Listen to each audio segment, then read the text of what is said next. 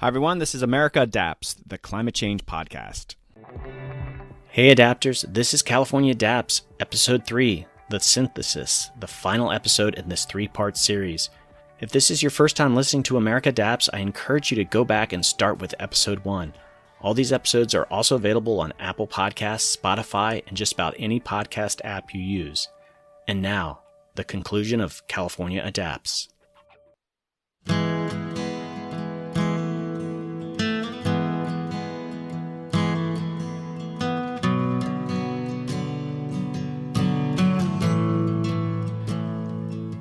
Episode 3.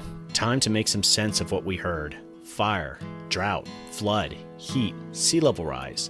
California's facing a lot of challenges with the changing climate. We're going to do some processing. But first, a little aside. What if we could stop the changes? What if we could play God and control our own climate? This concept is called geoengineering.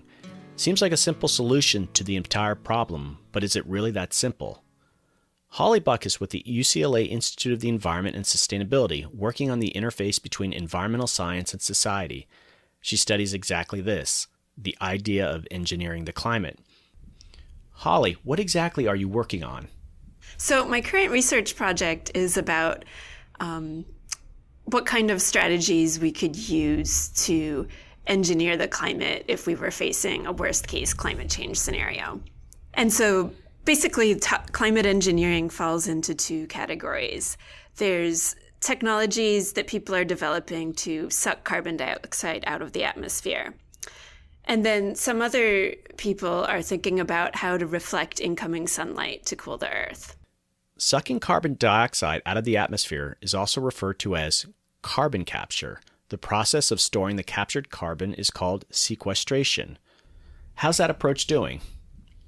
The progress has been really slow on carbon capture and sequestration. You might have heard a lot about that. It's been mostly talked about in terms of retrofitting coal plants. And that technology has been kind of championed over the past decade pretty heavily, but it hasn't gotten anywhere. There's about 15 to 20 plants, either operational or coming online in the next year or two. And that's pretty far from where climate experts say we need to be in terms of storing carbon. What about reflective particles? Well, in terms of putting particles in the stratosphere, I think we've seen a lot more discussion about that recently. The U.S. House of Representatives held a hearing on it last November. A representative from California, Rep. McNerney, actually introduced some legislation in December that would fund research into this via the national academies. And it'll be interesting to see where that research goes. Aren't there some dangers involved with the particles idea? So I would say that definitely has a lot more risks than carbon removal does. So there's a lot of potential negative impacts. I'll just name a few of the most glaring ones. Depending on what substance you used for the particles, you could impact the ozone hole recovery. There's also big potential impacts on the hydrological cycle. You would change precipitation patterns. There's also a lot of unknown ecosystem impacts because you'd be changing the amount and type of sunlight coming down to Earth. So that's going to have impacts on plants and animals. It hasn't been well studied. And then there's something called the termination effect.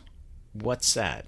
Once you start putting these particles into the stratosphere, you basically have to keep doing it unless you remove the carbon, which could take, 200 years or so. You're looking at a long-scale intervention. And if you didn't manage to remove that carbon, you're going to be locked into doing this indefinitely, because if you stop putting the particles up there, all the warming you'd been suppressing suddenly comes at once in the space of a few years. And whereas some species might be able to adapt to that level of warming over several decades or centuries, if it hits them all at once, including us, it's just, there's no way to cope with that. And so the bottom line on geoengineering for now, I don't think it's a great idea, but I have to compare it to the worst case climate change scenario, in which case It's possible that it might help a lot of species. It's possible that it might help vulnerable people. I hope we don't get to that point. I hope we can turn things around. So let's get back to climate adaptation. The changes are coming. Nothing in the near future is going to stop it. But is the public getting ready? And actually, does the public even know how serious the challenges are? A fundamental part of this is communicating what we know. For this topic, it's time for our producer, scientist turned filmmaker, Randy Olson. He's written 3 books on science communication and works with scientists and environmental groups. Randy, I'm guessing you've got a few things to say on communication. Yep, thanks, Doug. I've got 3 things I'd like to talk about: language, reports, and leadership. The first one, language. The sort of language that gets used by the climate crowd when they go out to communicate to the general public. And when you went to the Hollywood Farmers Market, I gave you a few key words that I was interested to hear back what people had to say in response to these keywords. And what we heard, especially for the word mitigation, was exactly what I had anticipated. So when I say mitigation, what's the first thing that comes to mind? Blank. Oh, nothing comes to mind. I don't know too much about mitigation. I'm done. Most of the average people have no idea what this word mitigation means. I didn't know what it meant up until I started hearing it from climate activists. And that's a problem. The movement itself, the climate crowd, from the very beginning has been very heavily educated people. And it sort of had to be, because this is a fairly intellectual, cerebral issue, these threats that are 30, 50 years down the line. The general public lives their lives mostly in the here and now, not quite so tuned into things that are not here in the present. And so it makes sense that the heavily educated folks had to provide the leadership and the knowledge to understand these threats. But at the same time, it's very important for them to understand that they are not good at communication as a general rule. I published a book in 2009, Don't Be Such a Scientist, and that was the core point of the book, is that heavily educated people end up sort of sacrificing their ability to communicate effectively. And they just need to have that awareness and work towards that. And so a word like mitigation reflects this entirely. The second main point is reports that get produced. The IPCC, the most important climate organization in the world, the Intergovernmental Panel on Climate Change, produces these great big fat reports. And in 2008, a friend of mine, John Sturman at MIT, did a great little experiment. He took 202 science and math graduate students, and he took the executive summary from one of those big reports, which is the 2 to 3 paragraphs that are intended to be the translation of everything in this impenetrable report to the public so they can understand what it's about. And he had these graduate students read this executive summary of 2 to 3 paragraphs and then explain it in simple terms of what it was about. And it turned out 84% of the students got it wrong when they tried to explain what the report is about, because the information in the executive summary itself was presented in such a convoluted, hard to understand manner. So he wrote this up and published it as a short article in Science, one of the 2 most important scientific publications in the world. That was in 2008. You would have hoped that the scientific community would have sat up and said, wow, we've got a big problem here. We need to work harder on this communication stuff. But in fact, in 2015, 7 years later, another article came out in Nature, the other most important scientific publication.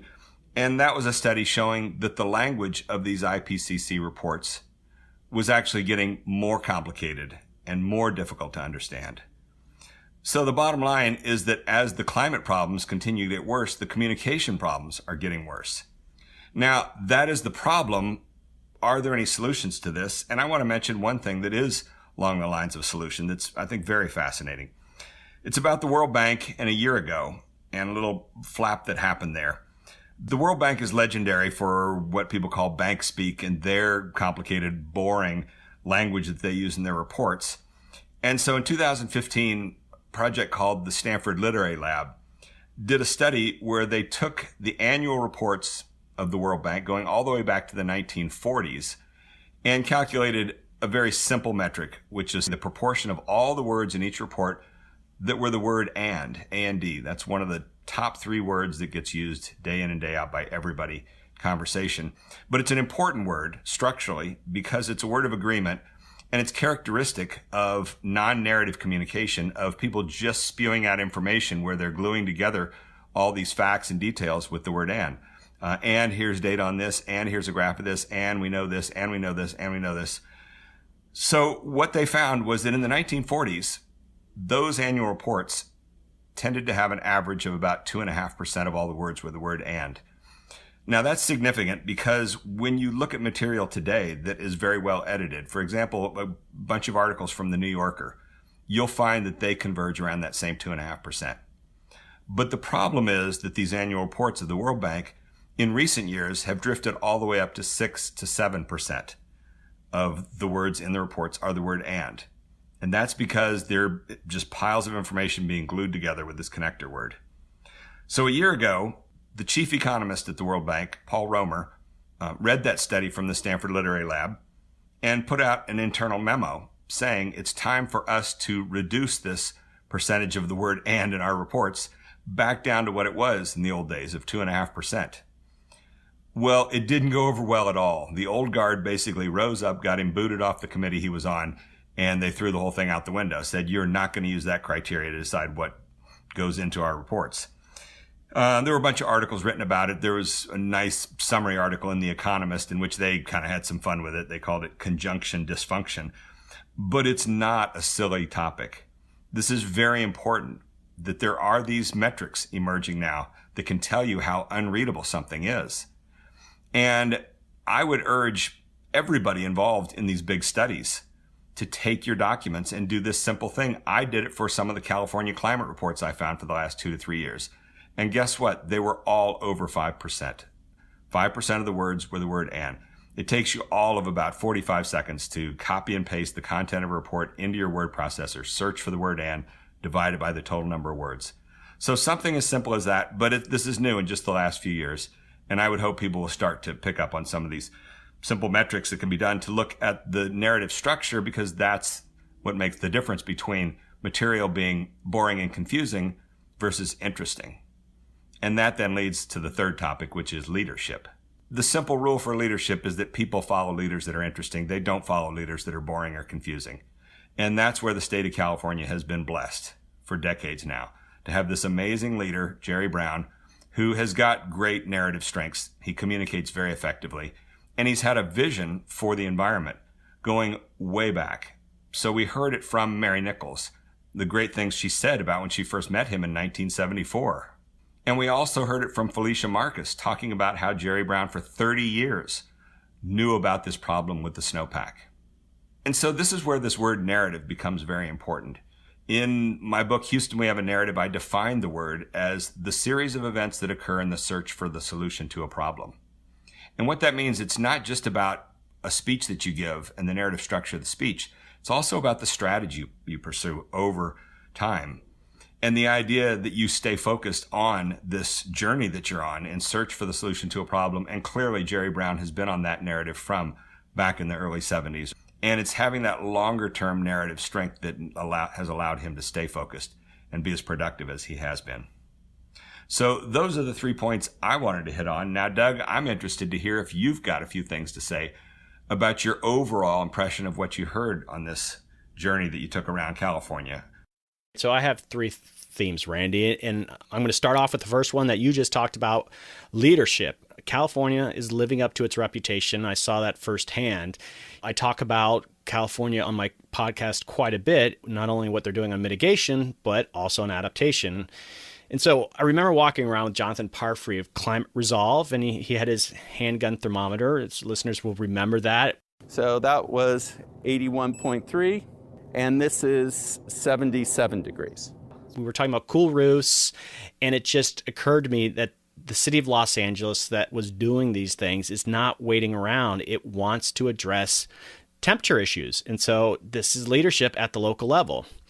And you had mentioned how amazing Jerry Brown has been on leading on climate change. And so I was with Gary Griggs at the University of California, Santa Cruz, and he talked about how Governor Brown put him in charge of this new committee on sea level rise. He was the chair because Governor Brown read something about how Antarctica was melting. So putting those all together, Jerry Brown said, well, what's happening in Antarctica? There's some new papers out. So he asked for a new committee to be set up in California, which I chaired.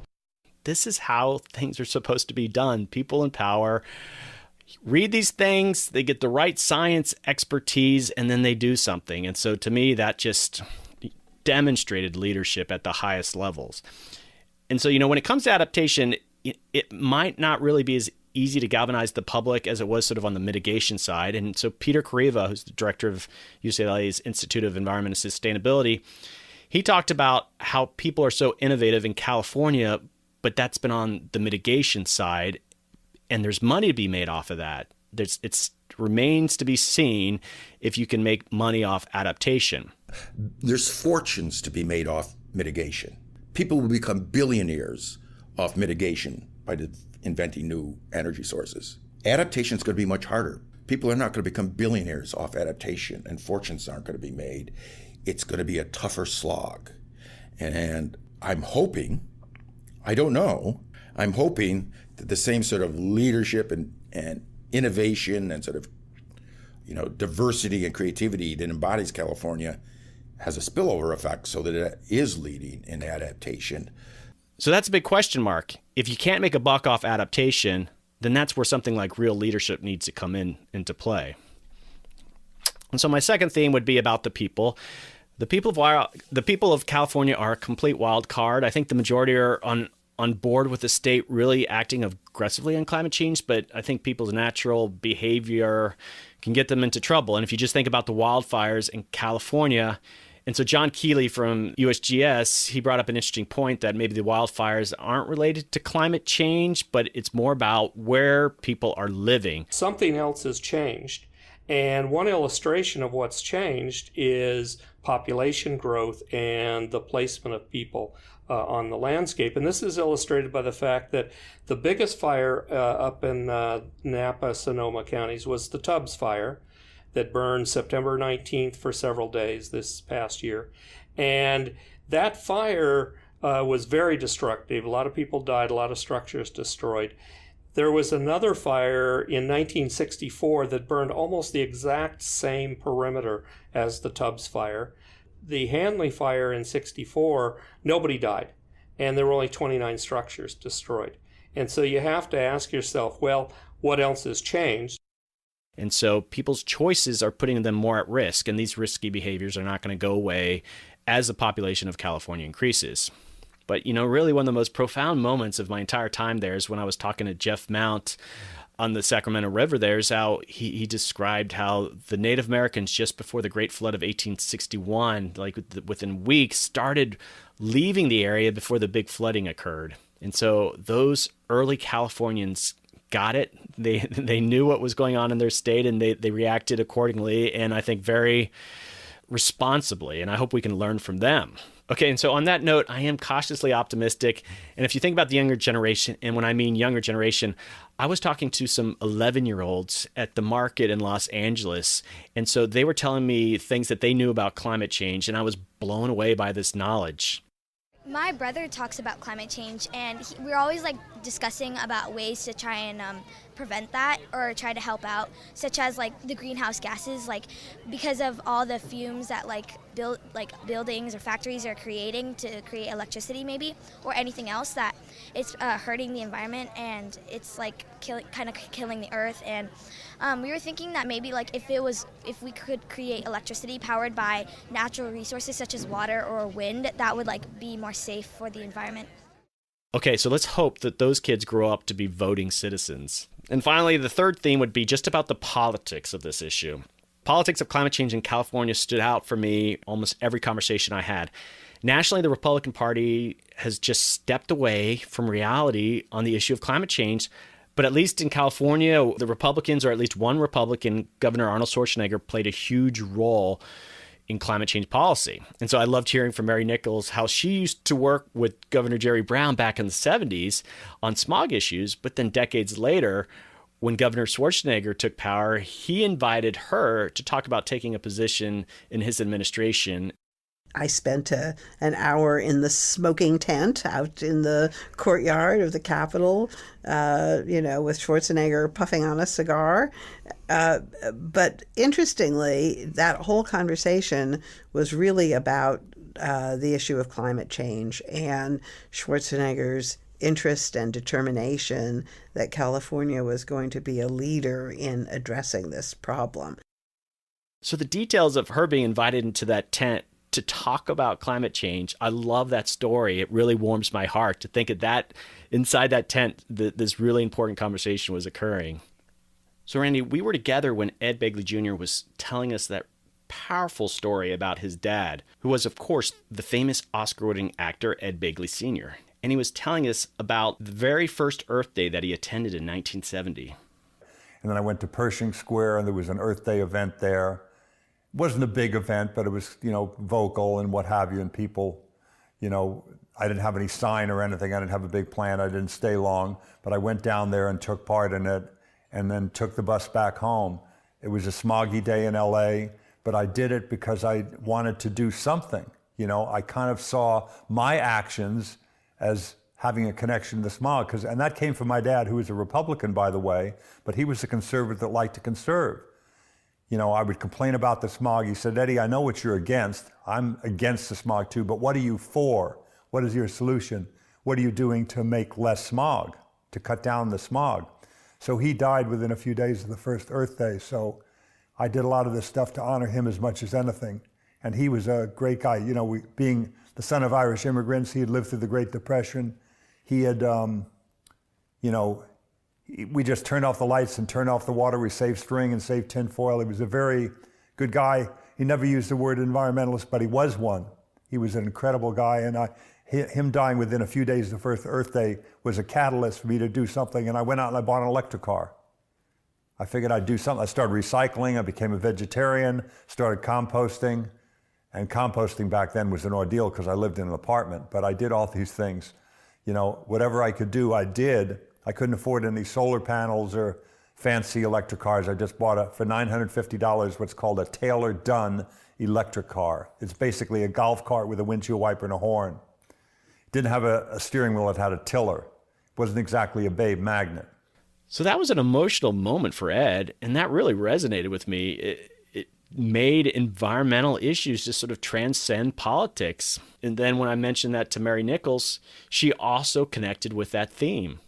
There's a generation of people, I think of them as the World War II generation, who didn't think of themselves as environmentalists and certainly weren't politically liberal at all, who, as it turns out, have made a real contribution to the cause of environmental protection because they believed in conservation. So this term conservatives who conserve would apply to Morton Lacretz, the man who donated the building that is the home of the Institute of the Environment at UCLA. His name is also on the Clean Tech Incubator in downtown Los Angeles in the Arts District, and on several other important assets, including a reserve in the Santa Monica Mountains that's a place where kids can go and learn about the nature of the LA region. Morton is somebody who is an engineer, and basically he just doesn't believe in wasting things.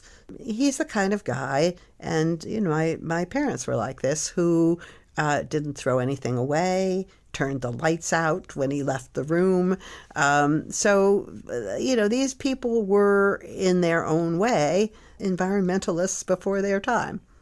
Okay, and finally, and it was my last interview, and it was at the end of an exhausting and intense week of interviews, and I'm there at the beach in Santa Cruz. I was with Professor Gary Griggs of University of California, Santa Cruz, and he was making a scientific point about sea level rise and at the temperature that ice melts.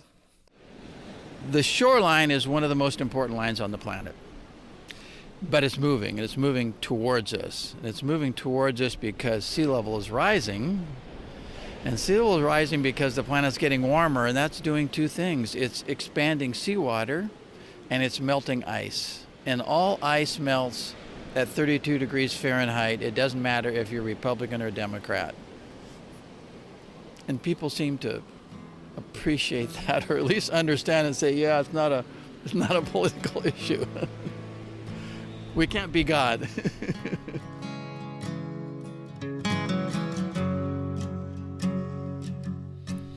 So, I think those were some of the biggest overall things that hit me in this project. And now it's time to go to the scoreboard and look at scores our experts gave the state for each of these 5 elements. For each of our 5 elements, we had between 2 and 4 experts offering up their scores from 1 to 10 on how good a job the state is doing in adapting to a changing climate. Then we averaged the scores. Here's what we got. For fire, the average was 6.0. Flood was 6.5. Drought was the lowest at 5.1. Temperature was 5.2. And the highest score went to sea level rise at 7.0. Randy, before you and I offer our comments, let's listen to the analysis of our experts, Dr. Peter Kariva, Dr. Tina Watson, and Jonathan Parfrey. Dr. Peter Kariva. Well, I'm looking at those scores, 6, 6.5, 5.1, 5.2, 7. They're all leaning a little bit towards the optimistic side, but they're not really up there to give you too much comfort. And when you think about California, I think sort of the spirit and culture and the type of people California attracts. We're optimists, we're can-do, we think we're progressive and we tackle our problems, and I think that's what those scores reflect. More than any other state, we're aware of climate change. Deniers is a tiny fraction here. We're aware of the threats and risk it provides, and we know we're aware of it, and we know we have policies, and we know we do studies, and we make plans. But to me, those scores reflect, wow, we got to do more. So I say again that thinking about these scores and thinking about these 5 areas, it is biblical. And you hear that in some of the interviews you did, when you hear like career fire, when you hear things about accelerating sea level rise, when you hear the fact that human civilization has existed along the coastline with stable sea levels, and now it's rising, and every year our estimates are that it's rising faster than we thought the year before.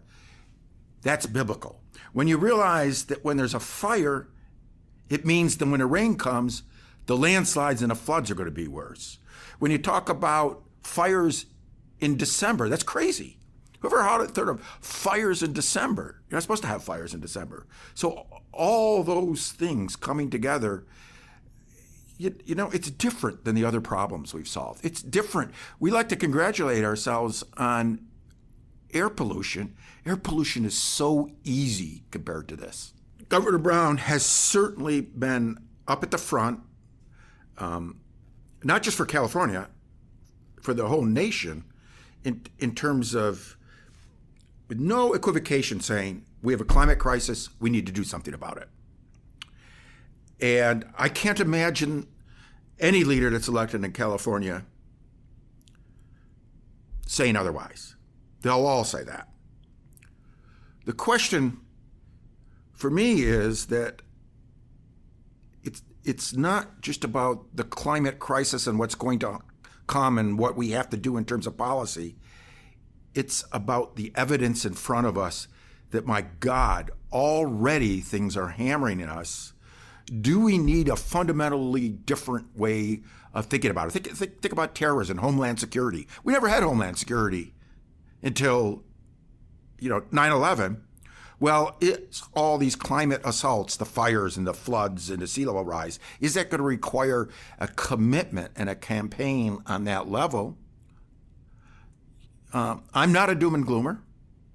I do think we'll be able to address it, but I also think it is going to need a commitment and a campaign on that level. And that's going to require leadership. And leadership that doesn't just talk about, we're on the vanguard of climate policy and climate science. We need to be on the vanguard of dealing with what's already assaulting the state. And now Dr. Tina Swanson of the Natural Resources Defense Council. I'm struck by 2 things. One is, why are the scores so high? And the other is, why are the scores so low? And I think they're high because all of the experts that you spoke with recognize that the science underlying our understanding of what the problem is going to be for climate change as it moves forward is very sound and very solid. We really do have a good understanding, and California has led the way in developing and gaining that understanding for the effects of climate change. On the basis of that science, we actually also have a pretty good idea of what is going to need to be done to adapt to the changes that climate change is going to wreak on us. And so I think that's how the scores are high. They're reflecting that. I think they're low and not 8 or 9, reflecting the fact that even though we know what the problem is and we know what we have to do, we're actually not yet doing very much of it. And in fact, in some ways, we're not doing anything, and we're perpetuating some of the same old practices, which in fact are ultimately going to prove to be maladaptive for climate change. So I think the scores are telling two different stories, and it's important to recognize what those two different stories are, because in fact when you see a score like a 5 or a 6, which is totally in the middle of the road, if you just look at it on its face that way, it's actually not particularly informative. I think the state is going to continue to make progress. Jerry Brown has been a really important driving force to get the state as a whole to recognize climate change, to continue to advance the science and understanding of what it's going to do to us. Quite frankly, Jerry Brown's predecessor, Arnold Schwarzenegger, was also a very important driving force that advanced California's position to understand what climate change was, how it was happening to the state of California, what its impacts were going to be, and in fact, really got us started and put California in the position that it is now, which is leading the nation with its regional understanding of climate change, which is going to position us well to take the actions that we need to take to adapt to it successfully. And lastly, Jonathan Parfrey of Climate Resolve. One of the things that really sticks out is that sea level rise got the best score. And I guess the reason that's the case is that it's because maybe people don't think California is going to be hit as hard sea level rise. I kind of don't understand that. I actually think California is doing a better job on drought. There are a lot of initiatives going on local water supply. There's a lot of interest in resiliency in the state. I would give the state a better score on drought. On flood, I would actually give the state maybe a lower score.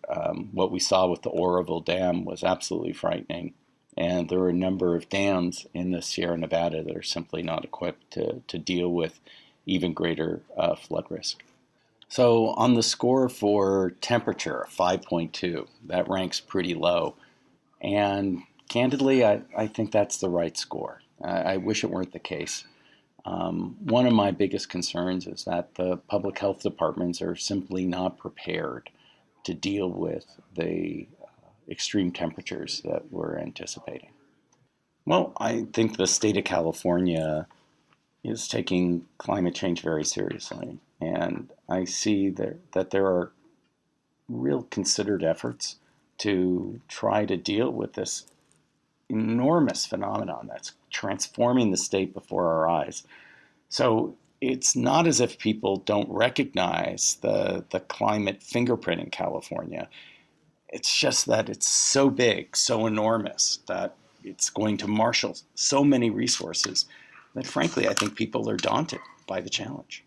Well, the good news in California is that the next crop of gubernatorial candidates are all committed to doing their best on the climate front. There's great leadership coming out of Mayor Antonio Villaraigosa, who helped transform Los Angeles to become better prepared on climate change. It was his leadership that led to the Cool Roofs Ordinance, for example, in Los Angeles, that led to the funding of Alex Hall's research here in LA. Mr. Villaraigosa is a committed environmentalist, and he'll do a great job. Mr. Newsom is also a passionate leader on climate change, as is Mr. Chun as well. So whoever becomes our next governor, I not only see a continuation of Governor Brown's programs, you might even see even greater investment in climate action. So that pretty much does it. Actually, Doug, there's one more very important person we haven't heard from yet, and that's Dr. Mark Gold. He's one of the veteran voices of environmentalism for the state of California. He was the first employee of the very successful environmental group Heal the Bay. He's now at UCLA as the vice chancellor of the Institute of Environment and Sustainability.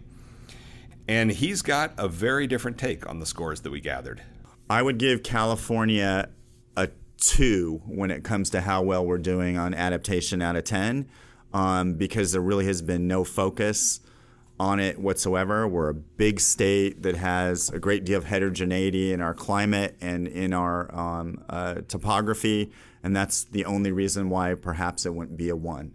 I'm surprised to hear that there are experts out there that are saying that California deserves a 6 or 7 when it comes to adaptation. I don't know how one could say that, seeing how we responded to the drought, how we've responded to wildfires, and it just has demonstrated the vulnerability of this state in that, one of the examples I often talk about with my students is that water infrastructure was built based on looking backwards the last 100 years. Nobody's looking at, are you building your water infrastructure for what's going to occur in the next 100 years, using the latest in climate modeling to actually help you design what your water infrastructure should be. So we have a whole state that's been completely designed from a water perspective based on the past, not the future. And that to me is a huge amount of vulnerability. And one of the things that I have been saying for quite some time is California needs to do a vulnerability assessment on all their water infrastructure and all their electricity infrastructure to ensure that it's ready for what the future of California and climate is gonna have before us. And we have not done that. So I actually totally agree with Mark. I was kind of amazed at the apparent disconnect between what we heard and how they scored. The content of what we heard is very dire. It's basically the 5 horsemen of the apocalypse. They talked about how fire is going to eventually cause the state to end up looking like Baja. In terms of drought, we heard about the freight train of pain that's coming with the loss of the snowpack. For flood, there's this catastrophic arc storm scenario that if it ever hits is going to cause something far worse than Katrina. There's the urban heat effect with temperature, for which the cities, as the temperature is increasing, becoming more and more lethal, basically. And then last but not least, there was Gary Griggs telling us about how sea level rise is basically going to be the greatest crisis civilization will ever face. Could you get much more dire than what the experts had to say on those 5 topics? And yet, when they scored them, they all ended up around 6 or 7. What that all kind of says to me is that most people just don't really want to be an alarmist nowadays. And I don't blame them.